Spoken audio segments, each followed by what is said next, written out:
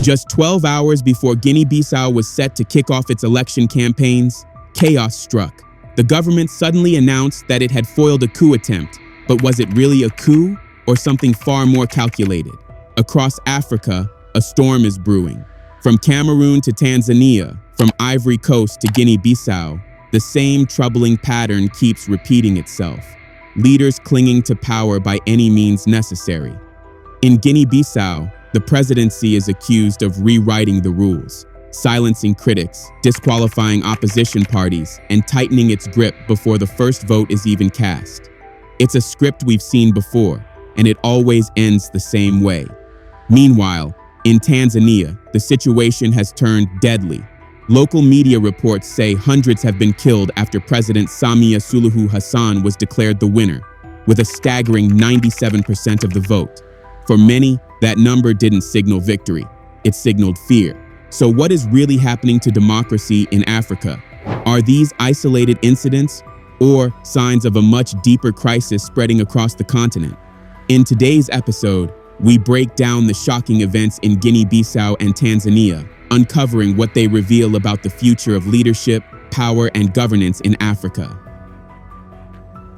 October 31st, 2025. The calm streets of Bissau were suddenly shaken by breaking news, a coup attempt. Authorities announced that several army officers had been arrested, accused of plotting to overthrow the government. The timing? Just one day before the official launch of Guinea-Bissau's general election campaign. It wasn't a coincidence. Reports said the alleged plot involved high-ranking military officials, men who had mysteriously gone missing since Monday. By Friday, the government confirmed their arrest. At a tense press conference in the capital, Deputy Chief of Staff Mamadou Touré delivered a warning to the nation. He said the action aimed to disrupt the electoral process and called it a sad episode, one that threatened the peace and stability Guinea-Bissau had fought so hard to maintain. He went on to say that the incident could jeopardize the country's fragile development and scare away foreign investors. But behind those official statements, a darker question lingers. Was this really an attempted coup? Or just another move in a high-stakes political game designed to secure power before the vote even begins? According to reports, the alleged plot was led by Brigadier General Dahaba Nawalna, the director of a military training school. He wasn't acting alone. Sources say several generals and senior officers joined him in what authorities are calling an organized attempt to seize power. Deputy Chief of Staff Mamadou Touré didn't reveal every name, but he mentioned three: Nawalna, Commander Domingos Nyanke, and Commander Mario Medana, all of them arrested in their homes in the capital, Bissau, on Thursday morning. If confirmed, this would mark the second coup attempt against President Umaro Sissoco Embalo, the man who took power in 2020. The first attempt happened just 2 years earlier, in December 2023. Now, history seems to be repeating itself. Guinea-Bissau, a small Portuguese-speaking nation on the West African coast, has always lived under the shadow of instability. Since independence in 1974, it has endured wave after wave of coups, mutinies, and broken promises, each one leaving deeper scars on the nation's fragile democracy. For a brief moment after the 2014 presidential election, things seemed calm, but that calm is fading. So, what exactly triggered this latest coup attempt? Was it political ambition, military frustration, or something even more complicated? A power struggle playing out behind closed doors as the country prepares to vote? Well, it all began on February 27, 2020, when the sitting president was sworn in as the new president after election results declared him winner. He contested against Domingos Simoes of the African Party for the Independence of Guinea and Cape Verde, PAIGC, the same party that has ruled the country since 1974. Umaro ended up claiming 53.5% of the votes. However, PAIGC condemned the results, citing election irregularities and court proceedings marred the electoral process. Despite this, he was sworn in as president of the country. On taking office, armed guards patrolled ministry officers and intimidated former Prime Minister Aristides Gomes to get him to resign. Cipriano Kasama, who lawmakers chose as interim president pending the Supreme Court's ruling, resigned after one day, citing threats to his life. In 2022, Embalo dissolved parliament and arrested many opposition politicians, citing an attempted coup. According to reports, this dissolution was caused by parliament's refusal to lift the immunity of several government officials, including Simoes, Embalo's opponent, at the last presidential election. 6 months after a coalition led by PIGC won an absolute majority at the parliamentary polls, Embalo again shut down the legislature in late 2023, citing another attempted coup following clashes between National Guard members and the Presidential Guard's special forces. Now let's take a pause and think. Was there really a coup attempt? Did the military truly want to take over Guinea-Bissau? If you think about it deeply, you would find a pattern. In our opinion, anytime the president wants to make things go his way, he uses a fabricated coup attempt as an excuse to do what he wants. And the reason is clear. You see, 2022 was the year that coups began to spread across West Africa, beginning from Mali. As you know, military coups are widely condemned across the world. So, the president of Guinea decided to take advantage of it and use coup attempts as an excuse to consolidate power. By citing an attempted coup, his actions can be dismissed. You see, Guinea-Bissau doesn't run like most African nations. It follows a semi-presidential system, meaning real power is shared between the president and the parliament. At least that's how it's supposed to work. But in 2023, everything changed. Analysts say President Umaro Sissoco Embalo dissolved the legislature after clashing with lawmakers. Why? Because they stood in the way of his plans to rewrite the constitution and expand presidential powers. It was a bold move and a dangerous one. By silencing parliament, Embalo effectively removed the one institution capable of keeping him in check. Now here's where it gets even more controversial. Embalo was sworn into power in February 2020, which means his 5-year term should end in February 2025. In preparation for that, national elections were scheduled for December 2024. But guess what happened? Just months before those elections, the supposed symbol of democracy, the nation was thrown into chaos. A coup attempt, a wave of arrests, and the same old narrative, threats to peace and stability.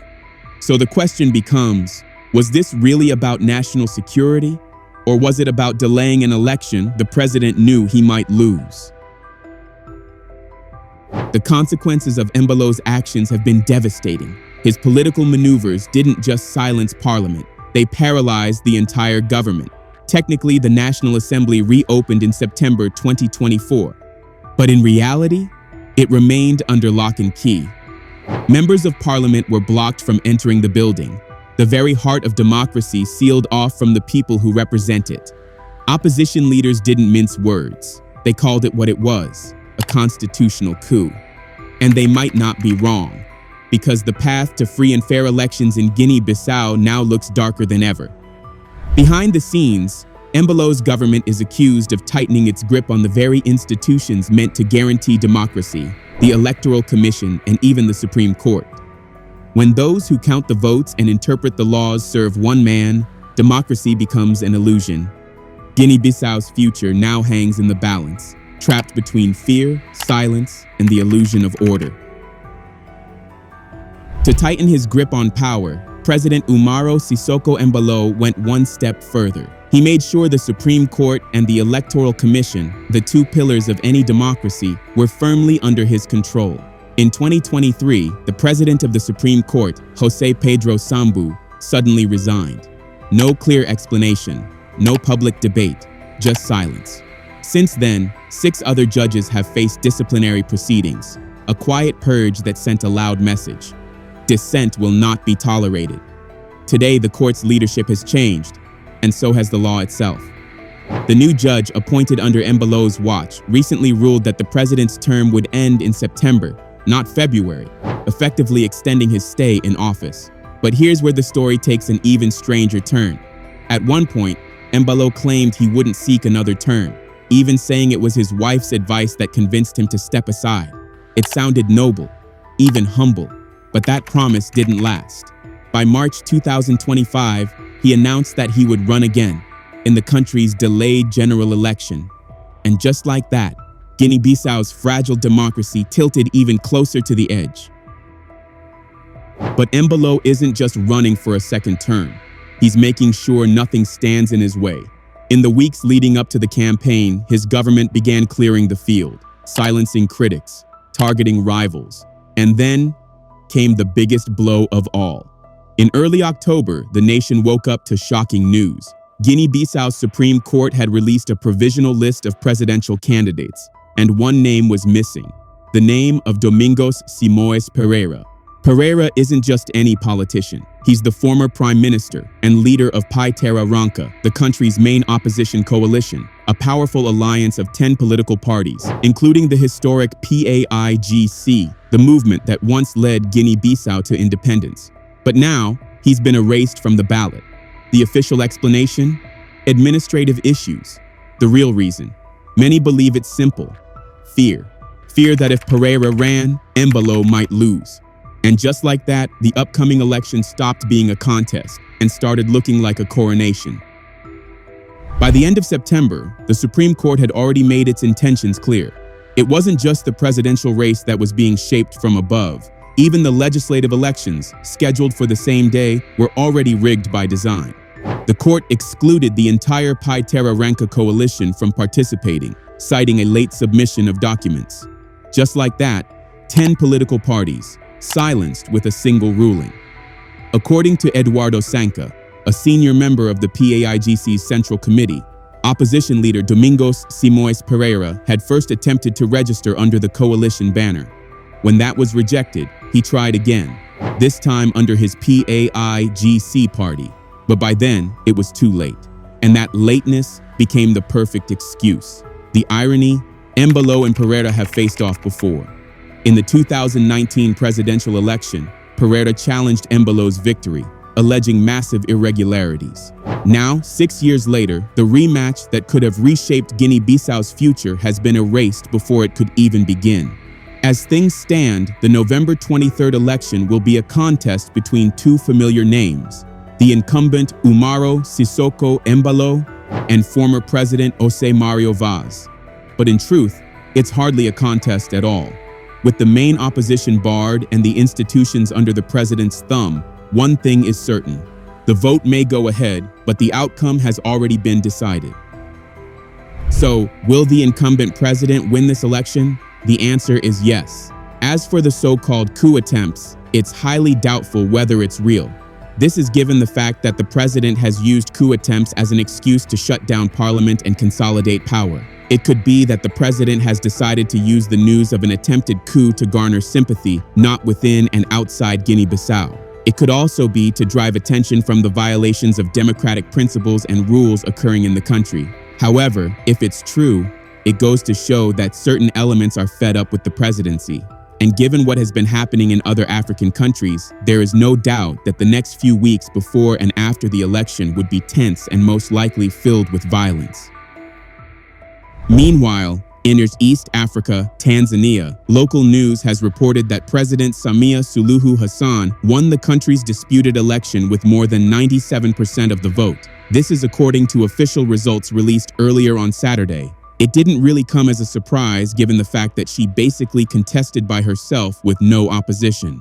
Given the current political tension in the country, the result is likely to amplify the concerns of critics, opposition groups, and others who said the election in Tanzania was not a contest, but a coronation. Hassan faced 16 candidates from smaller parties.